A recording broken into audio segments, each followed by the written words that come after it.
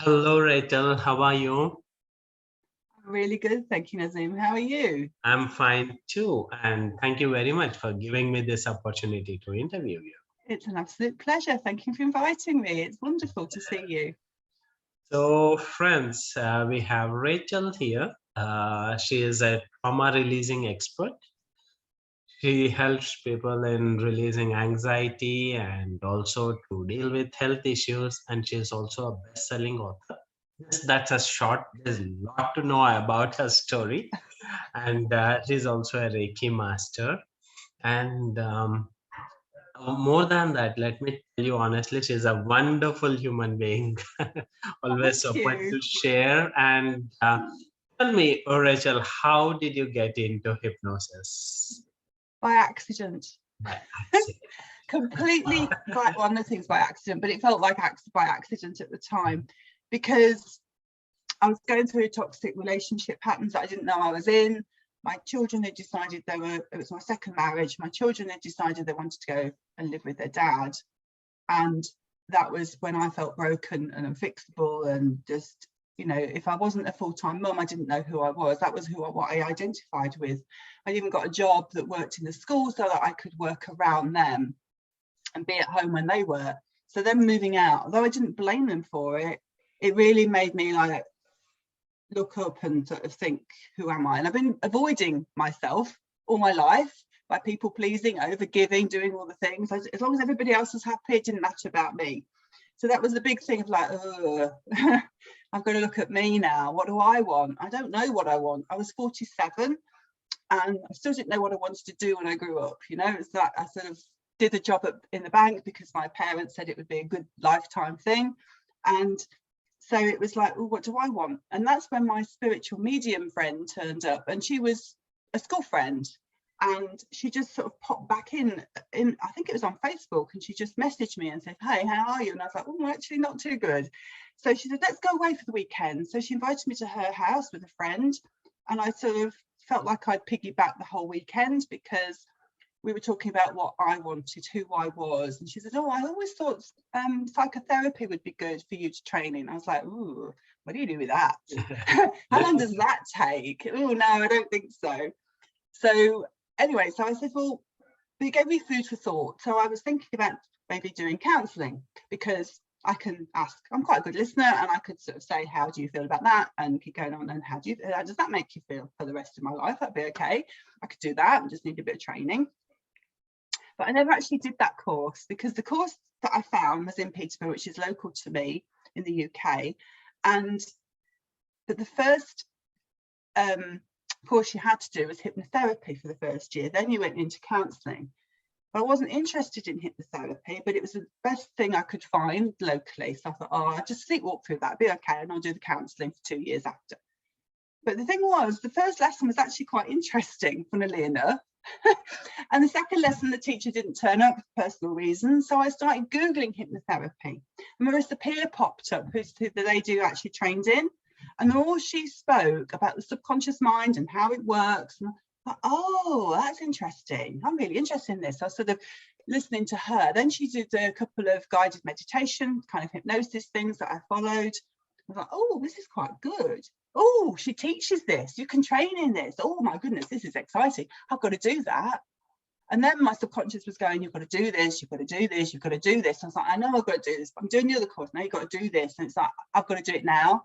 So I did both courses simultaneously. And I actually qualified in June 2018.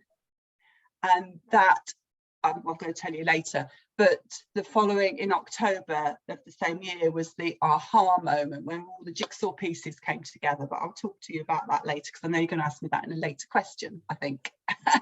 So that's how I fell into it. Wow.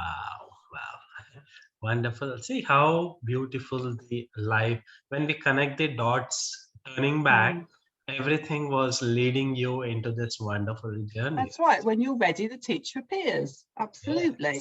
Yes.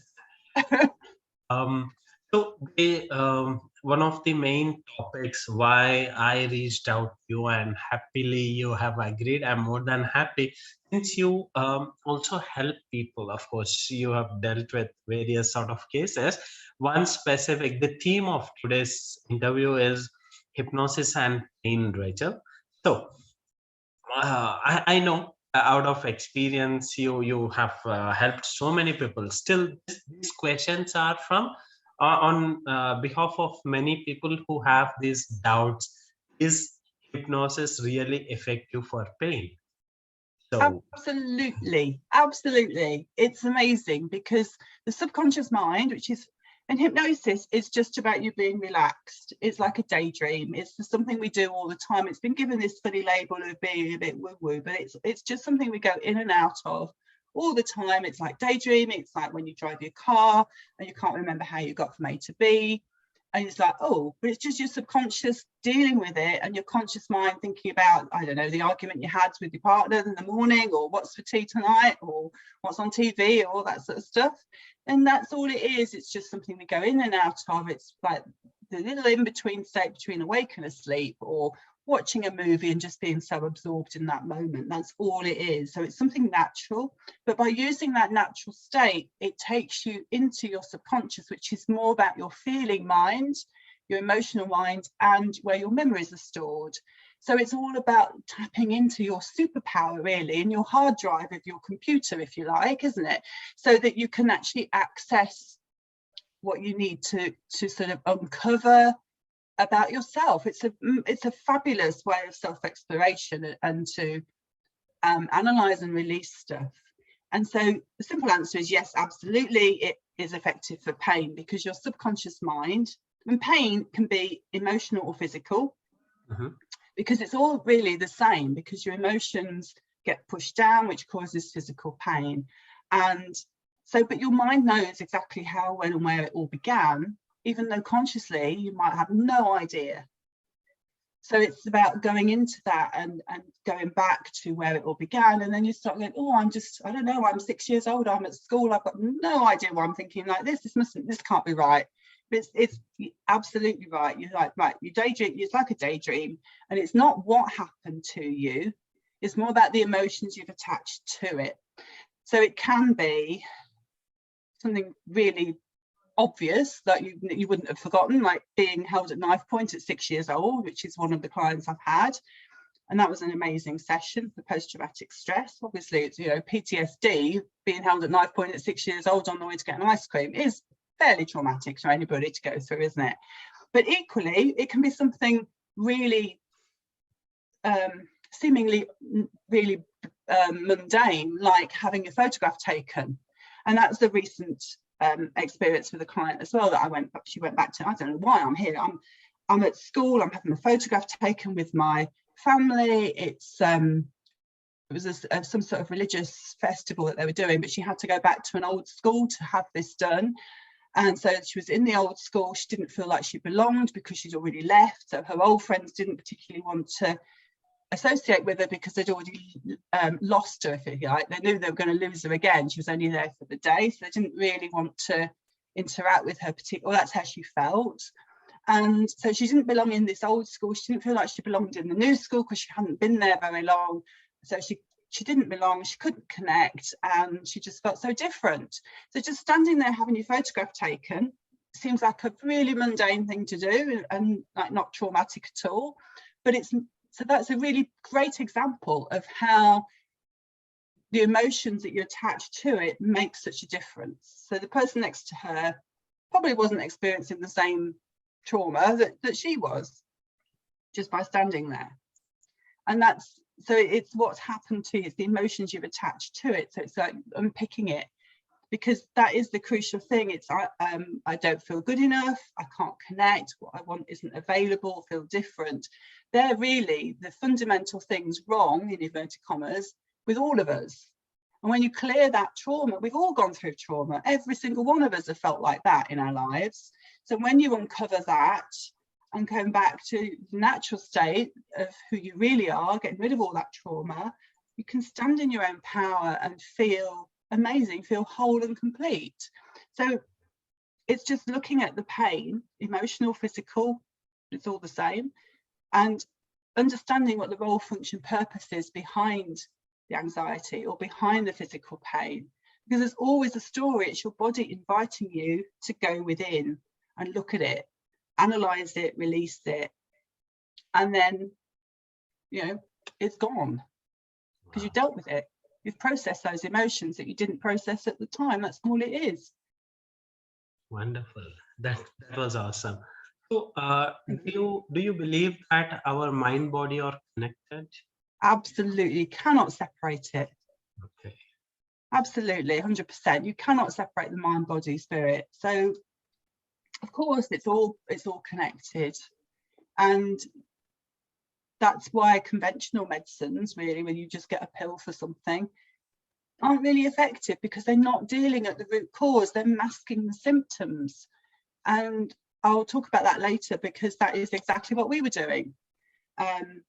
With my daughter, we thought we were doing the right thing, going to the hospital, getting all the blood tests, watching her self-inject, all that stuff, which is really painful when you look back and think, oh my goodness, why did I do that? But it felt like it was the only thing, like, options available at the time. Got it. So yes, Yeah. absolutely, can't separate it. Okay. And you have already kind of touched this question of mine, which I wanted to ask, maybe mind reading Rachel. So Rachel, is hypnosis helpful only for emotional issues, or is it beneficial for physical issues as well? Because you said doesn't matter if the pain is emotional or physical, it helpful. But still, I want to specifically ask, is it hypnosis only to feel good or relax, or is it helps at physical and emotional level?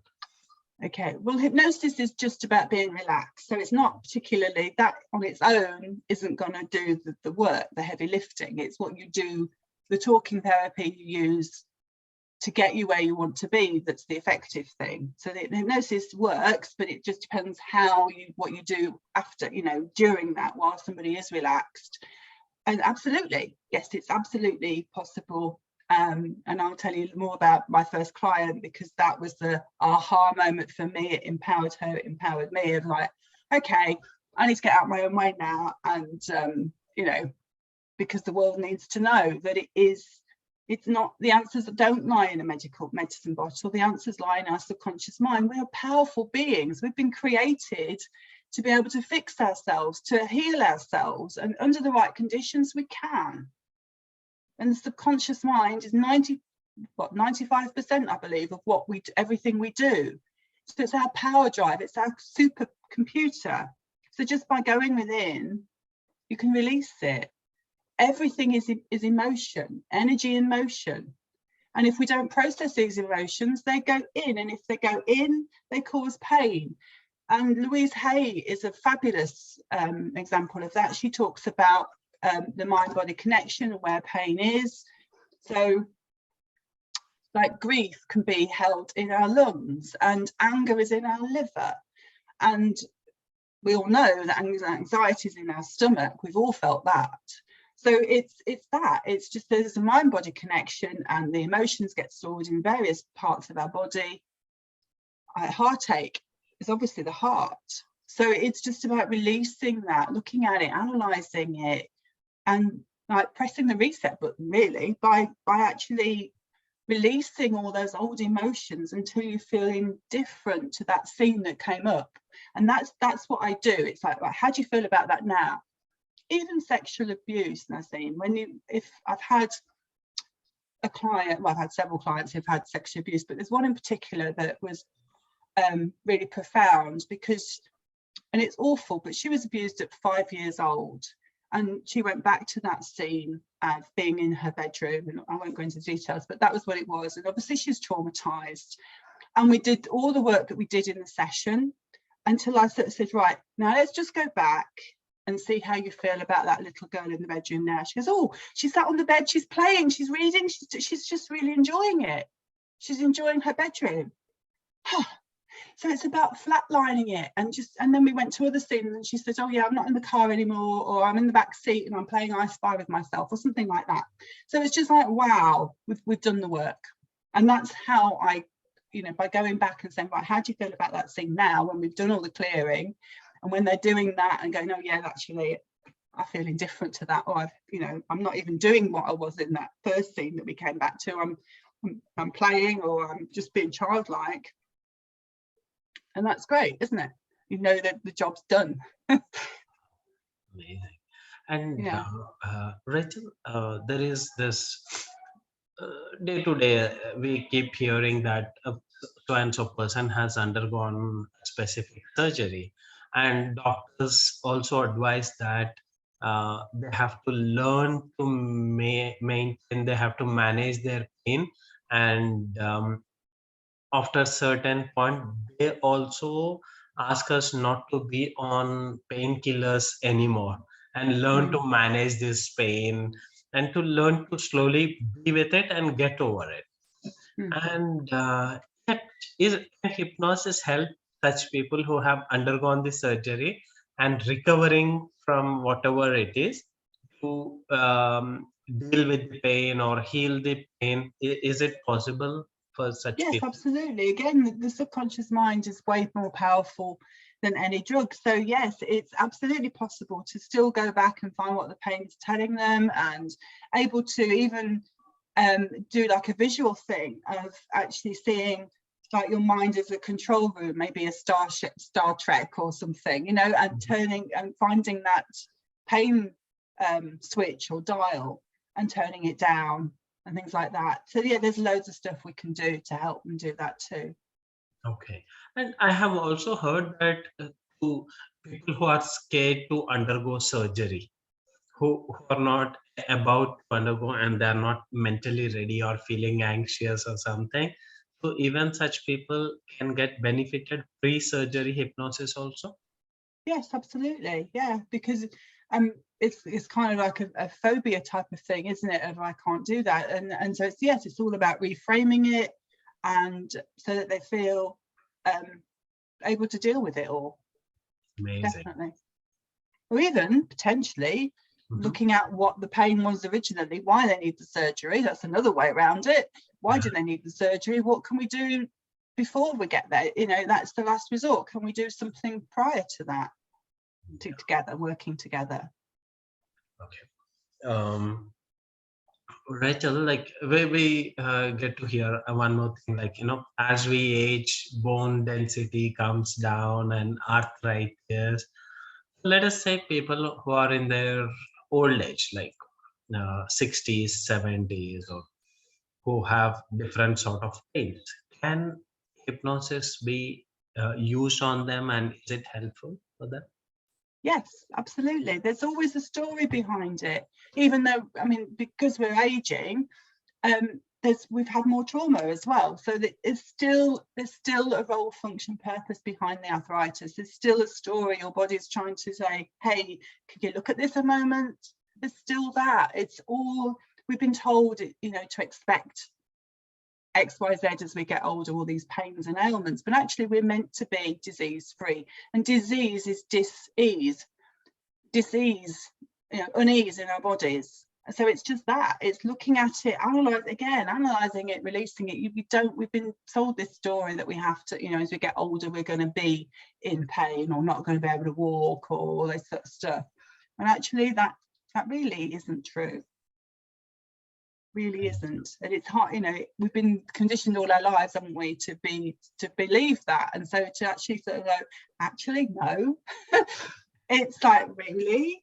But no, why have we bought into that? We have got these wonderful machines that are our bodies, that have got the ability to heal. And you know that yourself. If you cut yourself, what happens? You don't have to sit and think about, how am I going to mend this cut on my hand that I've, you know, done it with a kitchen knife or something when I was chopping an onion or whatever. It just does it automatically, doesn't it? And your cells renew all the time, and you don't have to think about breathing or your heartbeat, and you know, it's all that. So we're tapping into that power to find out what it's all about and releasing it all.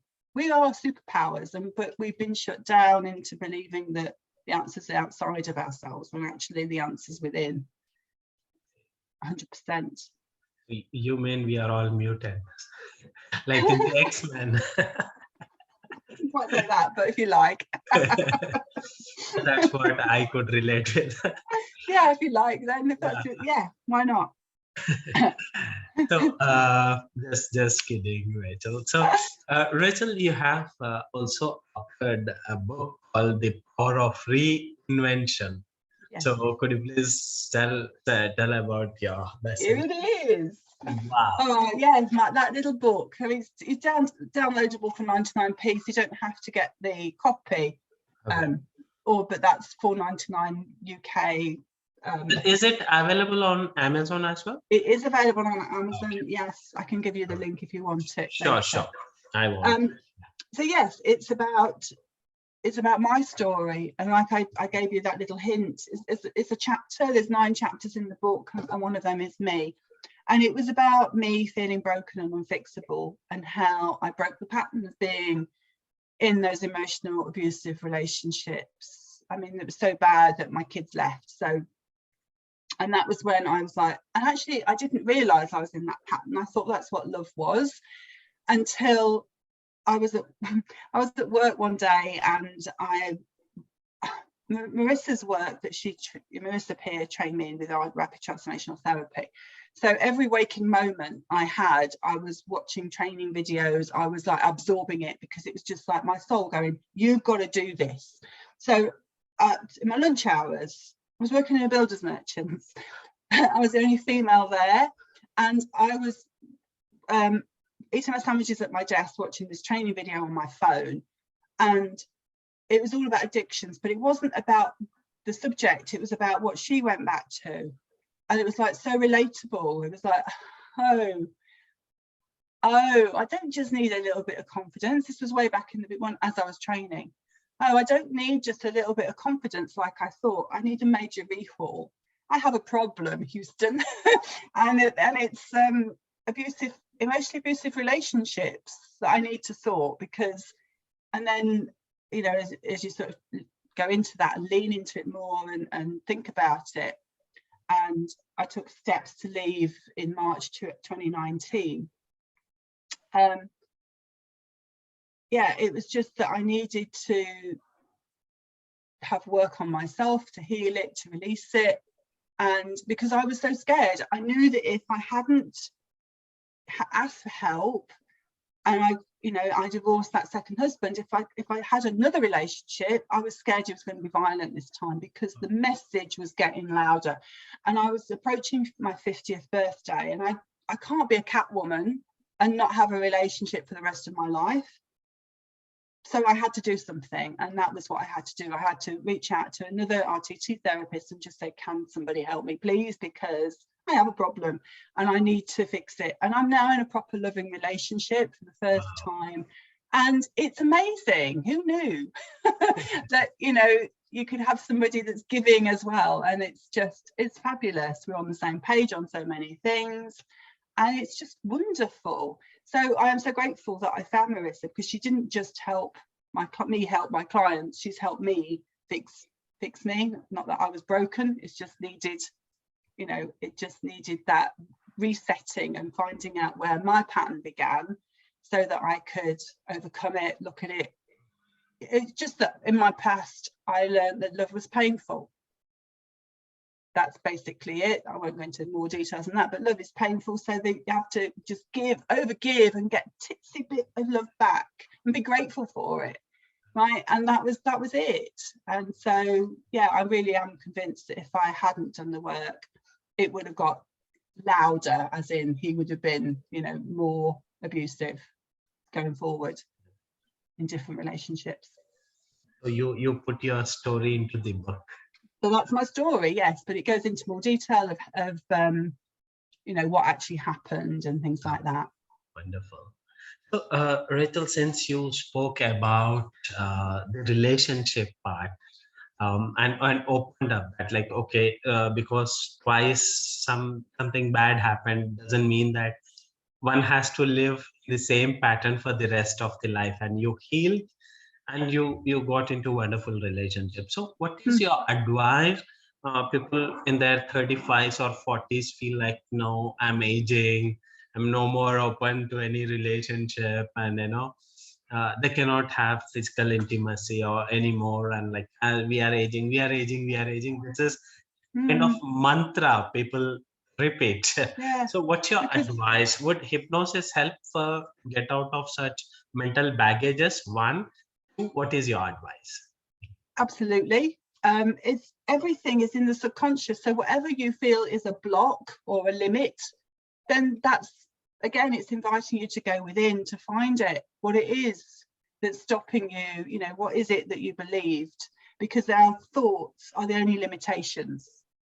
Our emotions create the thoughts and the beliefs. So when you look at the beliefs behind those emotions of what you believe, you know, you can't achieve, maybe it can even be, I can't earn X more, you know, I can't earn more than X because my dad didn't, or whatever, you know, you don't understand where it came from, but you aren't able to, it can be all sorts of things. It's all the limitations in our own mind. So if you want to overcome it, hypnosis, definitely, because it's just looking at it. There's a story that you've bought into as a child, probably, that you didn't even know that you had, because it just becomes like fact. Because it's like if a child is told they're stupid at school, you just wear that label, don't you? I'm stupid because my maths teacher told me. When actually we don't question it. We don't go, should you even be a teacher? we haven't got that ability, have we? So we just accept that whatever they tell us is fact, because they're the elders and they should know, so it must be true. So there's all that stuff that we've absorbed as children, all those limited beliefs that we've absorbed that aren't true but feel true, that need addressing and releasing. And yeah, it can all be done because the subconscious mind is a very powerful machine. Wow, wonderful. Thank you very much for that advice, and also openly sharing your story. It's what I feel is really powerful, and it's necessary, because if it's happened to me, it can happen to anybody.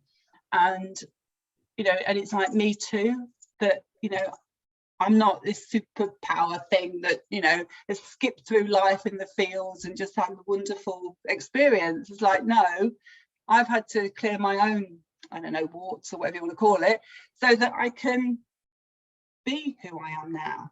And it hasn't always been like this. I was, you know, working in a bank. Amazing. It wasn't fabulous. We have a living example here. Yeah, exactly. Me too. And I think that is, again, where my empathy, compassion and understanding come from. It's not in a book. I didn't learn it in a book. I learned it in real life. I've been through all those emotions too, okay? And so, and sexual abuse too. So it's just, you know, it's about, yeah, me too. I've been there. And that's where the empathy, understanding, compassion, nurturing, that non-judgmental space that I'm able to create with people. Because I often say to them in the session, if you roll the dice again, I'm you. Okay, so let's just go. It doesn't matter. There's no judgment. Let's just look at it. It's that safe space to just look at those emotions, analyze them and release them. And go, oh, okay, that's how I felt then, but that's not who I am now. And that's the amazing thing. It's about empowering them from the past, looking at it, getting the older selves, the wiser selves to go in and sort of say, well, you know, it'll be their loving parent in that moment.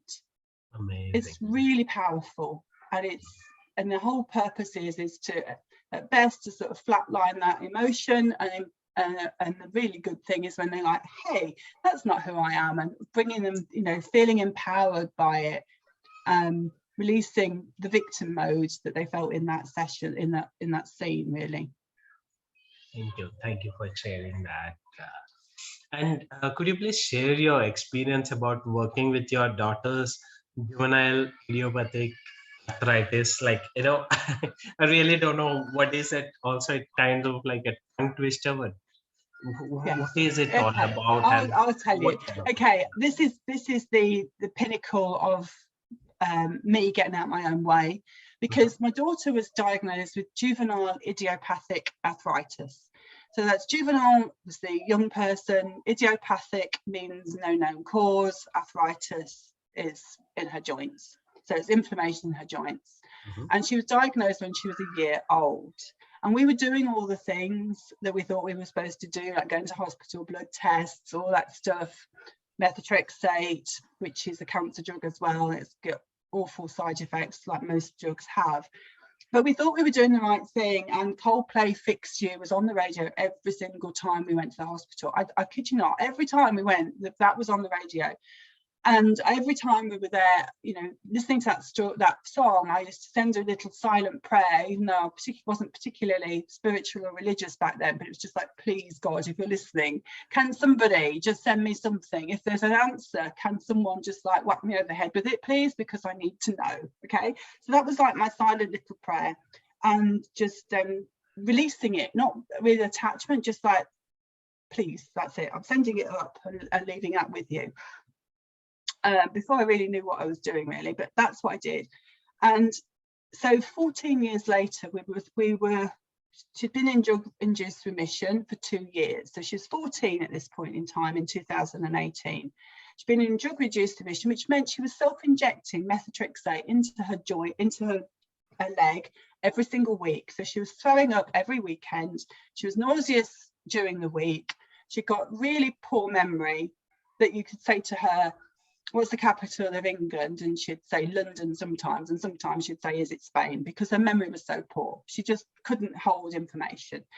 So that's where we were at. Anyway, she was in drug-induced remission for 2 years doing this. And they said, oh, well, the best thing to do is to come off the drugs and see what happens, because we don't know whether she may have outgrown it, but we can't tell you that until she comes off the drugs. So she was off these drugs for 8 weeks. And that gave us a freedom, because it's like, oh, look, there's a real life of not having to self-inject, not having to dread the weekends and build yourself up to injections. And this is quite nice. This is real life. We'd forgotten what that was like. Isn't that awful? But the sad thing was, 8 weeks in, she had that flare up again. And so they were saying, oh, I think it was a right, I can't remember, it's the right knee or left knee, the left, I think, became really swollen and she was in pain. And they said, oh yeah, well, you need to go back on drugs again, and you might need some stronger ones this time. And both of us were going, oh no, we're not doing that again. I'd rather stuck that needle in my eye than watch you do that anymore. And so I knew that Marissa, who trained me, had worked with physical conditions, but I was still in that mindset of, oh, physical, no, can't do that, right? No, that's bigger than me, I can't do that. So I actually asked the people in the other people who trained in rapid transformational therapy if they could help me, and everybody came back to me and said, no, you do it because you're her mum, who better? I was like, oh, I can't do that, because Marissa had also said that usually between 1 to 3 sessions is enough for one issue. I was like, oh, that's a biggie, can't do that. And somebody said, well, so what if it takes 50 sessions? I was like, oh yeah, 50, I can do 50, that's okay. Yeah, that's not too bad. Yeah, that seems doable. Yeah. So I said to my daughter, Emily, I said, shall we go upstairs and have this session? So she said, oh, all right. I said, well, look, the worst thing that can happen is nothing happens. And the best thing is that you may get something, and we won't know unless we try. And it's just me talking to you with your eyes closed. It's as weird as that. So she's like, okay. So we went upstairs with really no expectation. That's the word I wanted. No expectations of the outcome. But we just thought we'd go along with it. And it wasn't the best session I've ever done. It was my first proper one. And so it was a little bit hypnosis by numbers almost. Step 1, get the client to relax. Step 2, what do I do next? But the point was, we found out what her role, function, purpose and intention is to the arthritis, because everything, even when we don't want it, has got a role, function, purpose to it. Your subconscious mind knows what that is, even though consciously you haven't got a clue mostly. And for her, it was all about, I need pain to be like everybody else. And I was like, this isn't working because I've not got pain. So I said to her, how's that work then? Because I'm not in pain. Who's your everybody? So she said, well, my cousins and my brother, because they'd had cancer and a hernia and asthma between them. So everybody was these 3 people that are similar to aging in her family. I said, well, they're all better. And even if they weren't, your pain was not helping them. So she goes, no, you're right. I just need to release it. What do you need to do to let go of it? So her subconscious mind, because her minds are so powerful, they love imagery. So I said, what do you need to do to let go of it? She said, just need to tie it to a pink helium balloon and watch it float away. I'm like, okay. So she did, and as she was doing it, she could hear her joints crack back into place, like they were the releasing, the popping of it. And she was doing all this jiffling. And part of me is like, is this working? So as a therapist, I'm like, wow. And as a mum, I'm doing cartwheels, thinking, oh my goodness, this is the answer. And even if it isn't, I'll do another session. It took 1 session. That 1 session was all it took. And of course, the medical profession thinks that she outgrew it. Well, how do you outgrow something when you're in the middle of a flare-up? That's not possible, is it? But it doesn't matter what they think. The truth is that she's been pain-free, medication-free, symptom-free since October 2018, and the medical profession agree on that. So that's all I need to know. We've been discharged from hospital and she's pain-free. She's training to be a hairdresser. She's on her level 3 and she's living life amazingly. Her memory is fantastic because she's not on her drugs anymore. And that was the, oh, holy moly, I've got to get out my own way now because the world needs to know the answer isn't in a pill. The answer is in our subconscious. So that was a big, you know, because, and even then I thought RTT was like, RTT is amazing, not me. But now I've kind of integrated that and go, no, actually, because it only works to the best of the practitioner, doesn't it? So you've got to, it doesn't, you know, you can't just read about it and expect it to do the thing. So it's got to be, I've got to own that kind of, it's, yeah, I can do that as well. So yeah, it's great. And I've helped so many people since then with addictions, with autoimmune diseases, chronic lung conditions, anxiety and depression. Rapid transformational therapy has actually won awards for its effectiveness with that.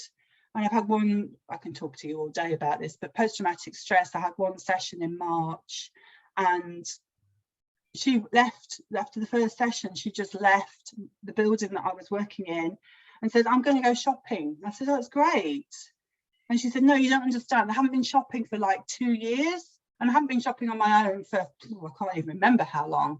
So it was about looking at that. And you know, she was just like, and you see that wound? I'm like, no. She said, well, there's a little scar there. I said, well, I really can't see. She said, well, I never look in the mirror. But actually, I'm loving that. That's my warrior wound. I was like, wow. You know, so it's about empowering. And she helped me go, okay, I think I've got a little bit of special somewhere. Yeah. You know, it took a while to sort of, because it's still, RTT is amazing and it is, but obviously you've got to work it. And you know, it is my passion. I think you can tell that from my voice. I love what I do because it works, because it's effective, because I give you that safe space to analyze it, release it, non-judgmental. And it's beautiful because your mind knows where to go. It's like a tapestry. It's a fabulous thing to do. You never know where you're going to go. It doesn't matter. We just deal with whatever comes up, release it. It's all emotion. You've lived it already, so it's not scary. You've already gone through it. It's just looking at it, reviewing it, and releasing that emotional pain. That's all it is. It's as simple and as effective as that. Awesome. But our minds are so powerful. Thank you for sharing that very inspiring story. Of course, your passion reflects in your voice, Rachel. And when this pandemic has hit a lot of people in many aspects of life, be it business, relationship, career, and you have come up with this program, Anxiety to Awesome, in 6 weeks. Right? Yes. Yes. So anxious, many people, it could be about, oh my God, will I be able to find a good partner? A student might be, will I be able to get a job? Anxiety could begin in any point of time, at any stage of life, irrespective of age and situation. What is your program all about, Rachel? Well, I've actually added a new modality to my work, which is called Silent Counselling. And it's been developed by Marjorie and John Cooper in Scotland. And it's now been rolled out to 40 countries worldwide. And their mantra is that energy medicine is the future. It takes people from victim to choice to rebalance the whole system, mentally, physically, and emotionally. So they're on the same page that we are. And also they believe that you don't have to come back next week and talk about your pain ad infinitum for the next millennium. Life's for living, not for therapy. And that is one of my big core beliefs. So this lines up with that as well. And I've added this because RTT is an amazing therapy. However, I felt there was something lacking with it for group sessions, because if I'm regressing people back, it's difficult for me to hold that space, because it could go to, you can imagine if I've got 10 people doing this, it could be who knows where we're going to go, and holding that and helping them unpick it all is quite a big task and not the best experience I think they could have from me. And that's the crucial thing. I am all about their experience too. So silent counselling isn't about being in your story. That's why it's called silent. You don't have to share your story. Now, things might come up while you're doing it. You might go, I've got a memory coming. That's okay. But again, you don't have to share it. You can if you want, but you don't have to. So this is about working with your meridian points, the acupuncture points in our bodies. And as I shared before, different emotions are stored in different areas of our bodies. So, and by working with your acupuncture points, it's releasing the emotion. It's as simple and as effective as that. So trauma, for example, is stored just under your eyebrows, or that's where the pressure point is to release it. The actual emotions are stored in your bladder. So it's about releasing that simply. So it doesn't matter how many people, you can all do that together. It's just holding that, breathing, acknowledging it, releasing it. And so it's powerful without telling the story, which is, especially if you're dealing with anxiety, you don't particularly want to be made centre stage, do you? And so I said, right, tell me about your, you don't need that. So again, it's that non-judgmental space in a group, which is a huge belief of mine, and integrity is as well. So it's, it's not making, I want people to have that safe experience without feeling uncomfortable, and being able to not share your story is crucial, isn't it? In my opinion, in a group, you don't want to be, well, actually, when I was 4, whatever, you don't need that. So it's looking at it in a group, you can do it. It's easy, it's effective. You've got tools you can take away with you as well, so that you can carry on doing this for yourself for the rest of your life if you want to. And so, yeah, it's going to be amazing. And there's a Facebook group as well. So there's me in that group. When we're not doing the sessions, it's once a week for those 6 weeks for about an hour long. And then there's tips and hints and things in the Facebook. And I'm in there all the time, as much as I can be, to help and support as well. So it's almost like working with me one-to-one without actually working with me one-to-one. Wow, wonderful. So I'll be providing the specific links of that, whatever. Thank you. Can I share your Facebook link, everything in the Of course YouTube you can. description as well, Rachel? So friends, whoever, it could be pain, it could be sexual abuse, or it could be anxiety, de-addiction. Rachel is open to help her, because that's what her calling is. And you can reach out to her. I will be providing social media link, website, Amazon link of her book. So whoever is interested and want to get help, so here is the help. Who has lived experience and transformed her own life. And one of the purpose behind these interviews is, Rachel, that I want to again and again in most of the interviews also, I want to emphasize that you are not alone. That's what I want to Absolutely. say. Help is Yes. there, right? Yes. Properly trained experts are there. Reach out. You don't have to Yes. suffer for life. Exactly. And that is why I've done it, really, because it's like, yes, me too. I'm not here like on some cloud cuckoo land, you know. I've been there too. I've been in the trenches, feeling Rachel hasn't broke. fallen from heaven. Hey, Yeah, now I did. Yes, I'm doing it. exactly. Yeah, I didn't just like, oh, I know I'm going to be. No, I had to dig deep, and I had to uncover my own pain and all that stuff. So yeah, me too. And I think that's crucial, you know, because of the people do sort of, you know, you sort of think, oh, it's okay for you, you're a counsellor, oh, it's okay for you, you know, you've got all the tools. Well, no, actually, I'm there because I've been there too, and I needed to find something. I didn't even know I was needed help. I thought I just needed confidence right back then. So it's that, you know, it's not. And I also thought that the answers lied in a bottle of medication. So it just shows that, you know, life can lead you into different areas and show you different things, and if you're open to it, you know, you can change so much. It's just listening to that inner voice, really, I think, as well. Just take the example of your daughter, just in case if she hasn't worked on herself through hypnosis, she could have lived with a thought that this is how it is.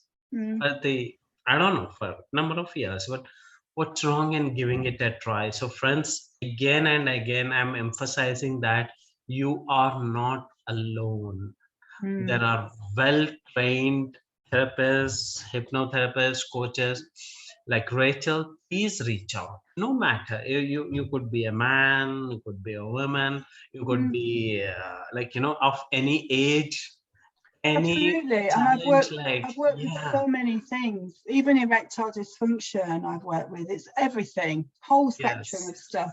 I mean, I specialise in anxiety and autoimmune diseases, really, but it doesn't matter because your subconscious mind knows. It's the same process. It's just your mind knows. You take us where you need to go. It's not magical, well, it might feel like it, but it's just it, you know, it's just uncovering those emotions. That's all it is. It's emotion that you've not that's processed. true.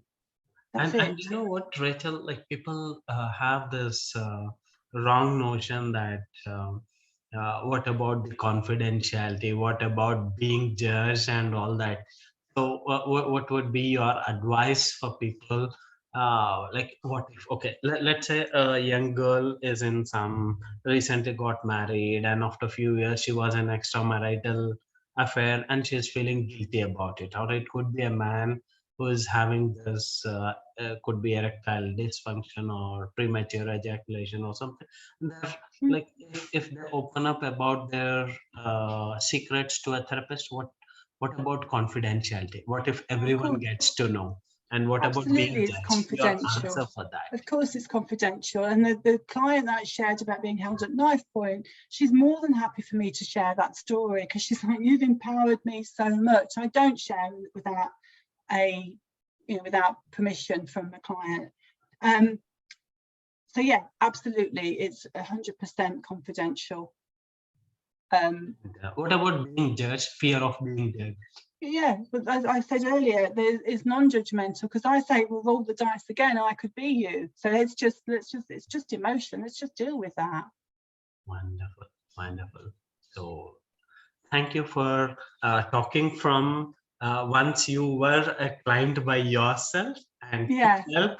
And thank you for talking from a mother's perspective, from a therapist perspective, from a student perspective. So you have author perspective. So you have shown in this single interview, you have given us the taste of all the shades of it. So thank yeah, you for well, that. that's right. And but before I even realised I needed help, it came to me, you know. So, or even before I even knew I could help my daughter, it just, yeah, that was, I think that's why my soul was going, you've got to train in this. And I just, even though I was doing another course, it was like, you've got to train in this. And I was like, oh, crikey, I can't have this little voice going on. I'm just going to do it. And thank goodness I did. It just wouldn't leave me alone. It was just pushing and pushing and pushing until I dealt with it. What I haven't shared, though, is the psoriasis photographs that I worked with a man in March 2019. And that was really amazing, because he thought I was going to turn you into a chicken, because he understood, you know, from stage hypnosis. And he was like, no. I said, look, honestly, the worst that can happen is that nothing happens. And I can almost guarantee that isn't going to happen, that nothing happens. And at the end of it, it was, for him, it was all about trapped anger. And he's happy for me to share that too. So it's all about trapped anger that he'd had from a child. But then he'd broken his knee when he was in his 20s. And his beautiful subconscious mind had decided, I mean, I relate the subconscious mind to like Baldrick from Blackadder, and I don't know whether you relate to that, but Baldrick used to come up with a cunning plan. And so it's like that, but it never made any sense. And that's kind of what the subconscious mind does. It comes up with this cunning plan, leave that with me, and it comes up with something irrational because it's not logical. And so for him, he broke his knee when he was in his 20s, and his subconscious mind decided he needed something to take his mind off the pain. So it came up with psoriasis at the top of his plaster cast, and then it spread all over his body. But he'd had it 20 years, so his knee had healed a long time ago, but the psoriasis hadn't stopped. And it literally was all over his body. And his photographs are on my website because he's happy for me to share them. Okay. And would you like to share for a while? Yeah. You have the sharing option, so that audience will get to know, like, you know, before and after hypnosis. So, friends, this is being shared with permission, and these are the actual case studies. With his permission. Yes, he was more than happy for me to share this. I'm just waiting for. There we go. There we go. Can you see that? Okay. So it's these photographs were taken the 3rd of May 2019.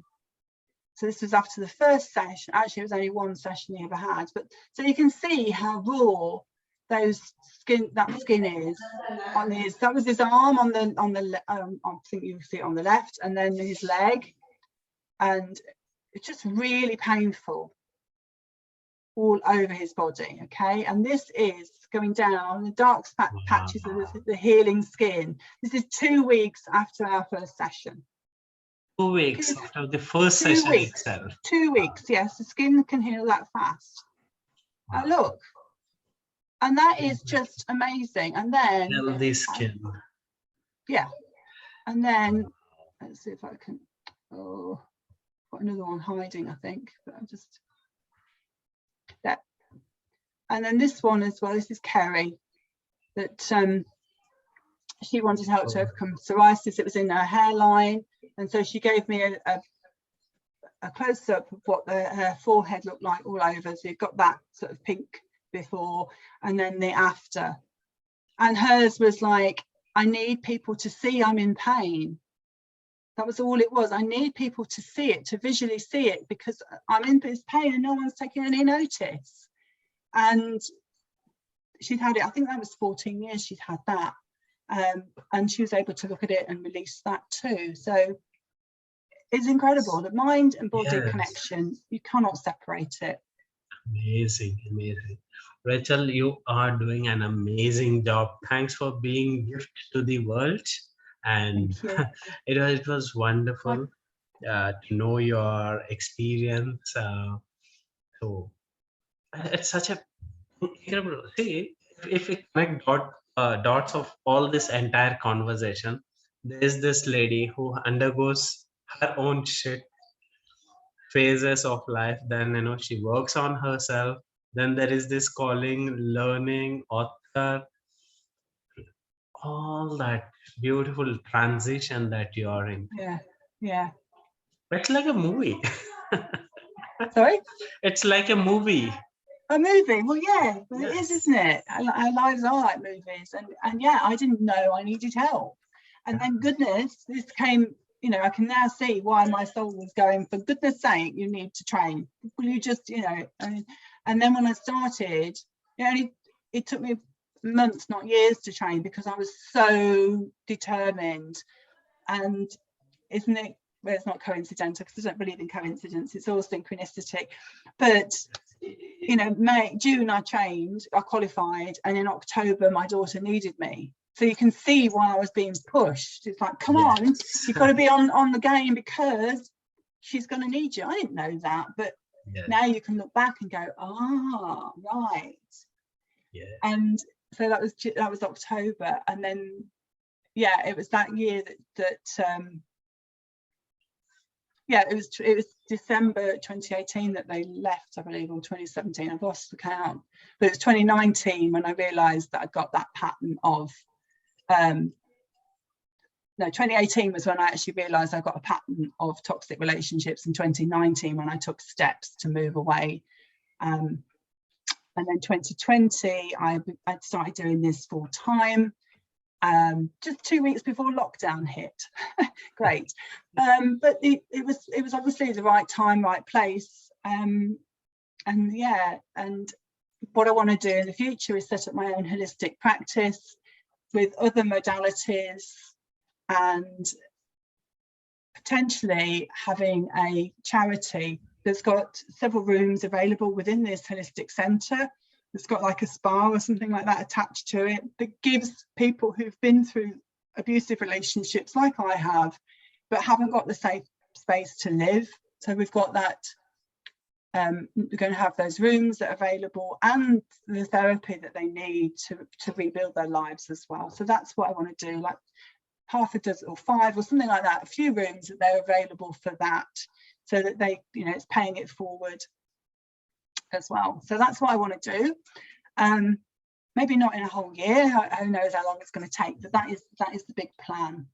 Wonderful, and all the very best for your plans. May your project plans touch thousands of life across the world, Rachel. Thank you very much once again. You're very welcome. Wonderful talking to you. So friends, again, I'm emphasizing, whoever wants to reach out to Rachel, all the social media links and website, all the details will be provided. You can reach out to her directly. Okay, so thank you very much, Rachel. Thank you. It's always a pleasure talking to you. Pleasure was mine too. Thank you.